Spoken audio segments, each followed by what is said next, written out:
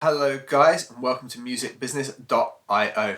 In this video we're going to look at some of the best tools that musicians should be using on YouTube.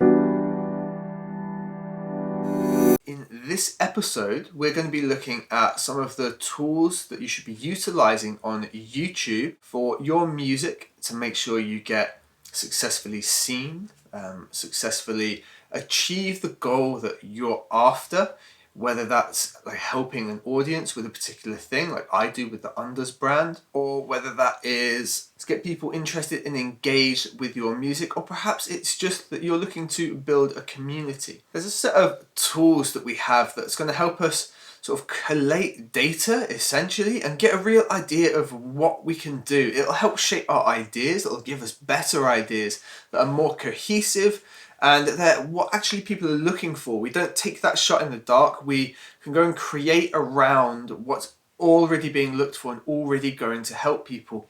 So in the show notes and in the description below, there's going to be some links to services and other tools that you can go and use. Absolutely utilize those. If I talk about them in this, there'll be more information available on them in there. One of the most useful ones that we can look at and use is tools that integrate directly with YouTube. They work with YouTube's API and they're able to pull data and apply it directly to your channel and the data you have. And if you don't have any, this is a good place to research and start. So the two that are most prominent and well used are Tubebuddy and VidIQ. Now I initially started out using VidIQ and I have for the last 2.5, nearly 3 years solely used Tubebuddy. Both are great tools. Tubebuddy just allowed for some automation systems that I much preferred and made things much more useful for me. When I talk about the features going ahead that are of an advantage to you, they are available in both. I'm not going to split hairs between the two because to get started and create something successful, both are completely viable options. So one of the most useful things you can do with these tools is keyword research. What keyword research is where you put in a word around your topic. For example, something like music mixing.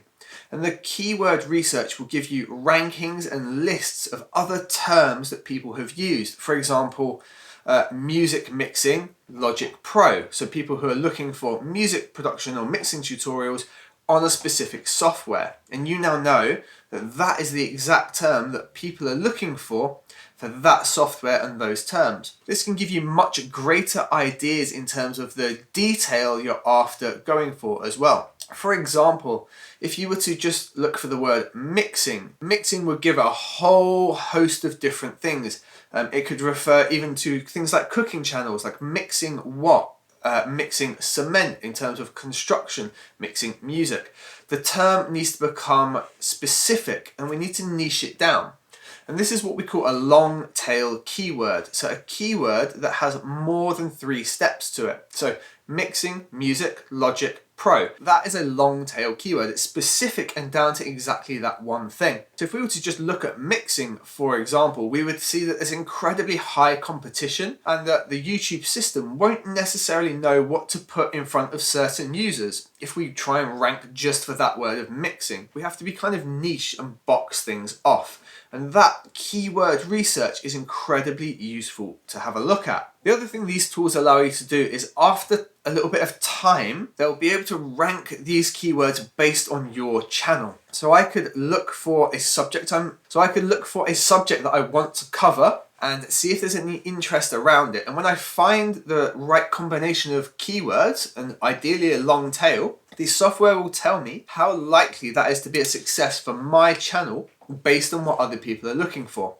So if we use the mixing terminology again, where that one word could be associated with many different things, once we've got some data on our channel and we've got some views and we know people are coming in and interested in what we do, putting in that single word could actually give us an idea that most people who do search that single word are actually looking for those types of videos that apply to your channel and you'd rank really highly. So once we've ranked some of these long tail keywords, and we've got a bit of energy and flow, we can narrow it down and go for much bigger, broader markets. And that's something that we're not able to see without this data that's collected. So that's one other reason that they're very useful. It allows us to narrow down and grow by getting into those right areas of where there's the most traffic from what people are looking for. Something else they do that's really incredibly useful is systems and automation. So I can upload multiple videos and schedule them for different days in the future. It's likely how this video is reaching you on the specific day it goes out. But I've uploaded it at another point in time and scheduled it in bulk to go out at a set time with everything else. It also allows me to do keyword research and tag research that's applicable for when the video goes live.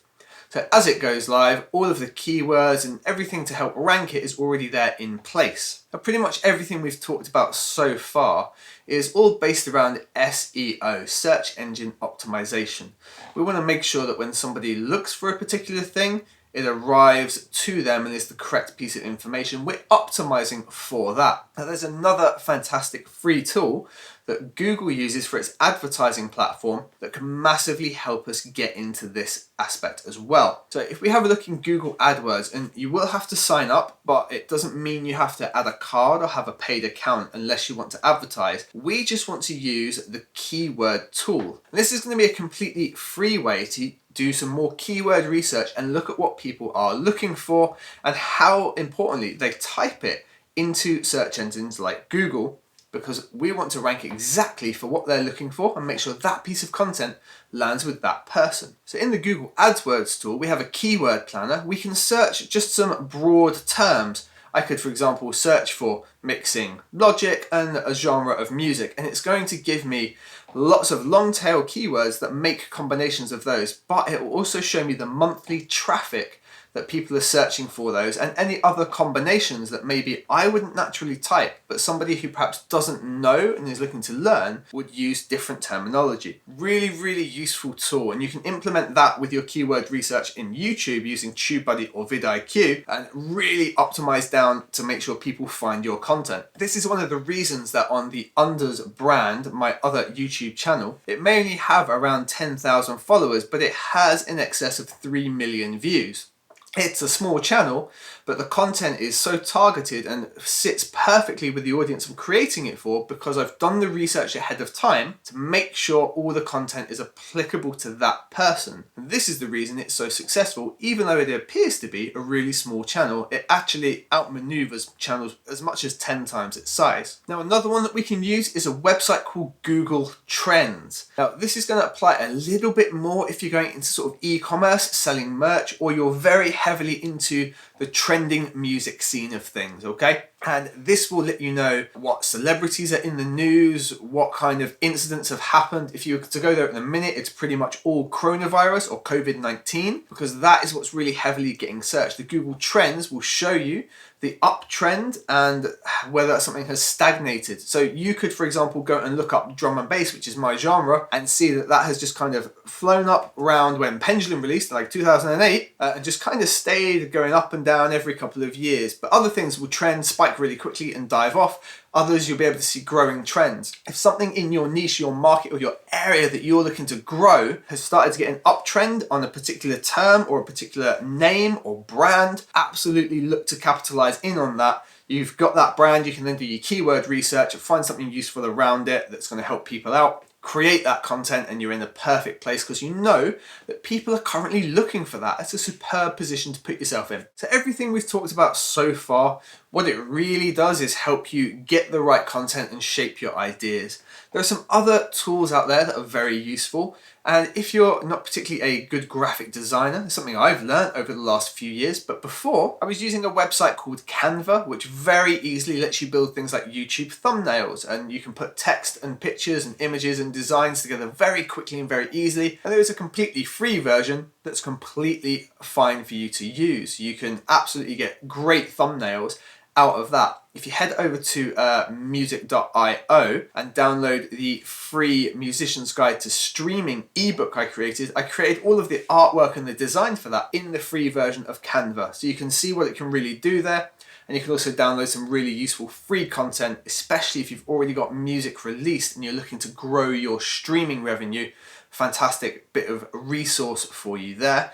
And yeah, Canva, absolutely a tool that you should be diving into. If you're already comfortable with Photoshop or Affinity and things like that, it's not a tool you'll necessarily need. But when starting out and looking to create using these tools, Canva is a very quick and easy option. You can build yourself a template, so you can just change the text out every single time. If you follow me on the Unders channel, then equally, whenever I do a live, I very simply go into Canva, switch some text out, and upload a fresh thumbnail for the live session just using Canva. Really simple tool for you to make use of there as well. Now, the last tool as a musician, this doesn't necessarily apply too much if you're filming yourself, like this format I'm doing right here, but if you need to screen record, then absolutely there's a couple of things you need to do. Now, there's 3 ways to screen record. If you're using Mac, you can simply do Shift Option 5, I believe, and that will let you screen record your screen and record a single mic input. You can also use QuickTime to do this and have a much longer stream, record up to 4K as well, I believe, as well as a single audio input. The downside of this is it will capture your audio from your computer and your vocal all in one. You won't be able to edit them separately. So I use a very cheap tool called Capto. It was about $9, I think it's about 19 now, but this allows me to capture the screen in full resolution. It allows me to capture the audio feed separately from the mic feed. So when I import everything, I haven't got separate microphone recordings and separate audio. It's all in one batch, so I can drag that straight into Final Cut. Everything's already synced and ready to go. I'd say it's one of the most useful tools I've ever come across for screen capturing and recording. So right there, guys, those are my most essential tools for a musician who's starting out putting their content on YouTube. Get yourself doing some research, really have an idea, research it, look up whether or not people are actually looking for that. If you don't find anything, you need to absolutely have a different idea or reshape it into something else based on what you find. And when you've found that information, have a look in Google Trends, see if there's any way you can really optimize on that. Then use Canva, make sure you've got a really good thumbnail. And if you're screen recording, you've got Capto. It's gonna save you so much time in syncing audio back up to screen recordings and audio recordings that you've made on a computer. It's a fantastic little bit of software. That's it, guys. I hope this video has been helpful for you. If it has, please absolutely subscribe to the channel, bash a like on the video. If it was useless to you, that's fine. Give it a thumbs down. Fine by me. It lets me know to create different content for you guys. Thank you very much for watching. I will see you guys on the next one.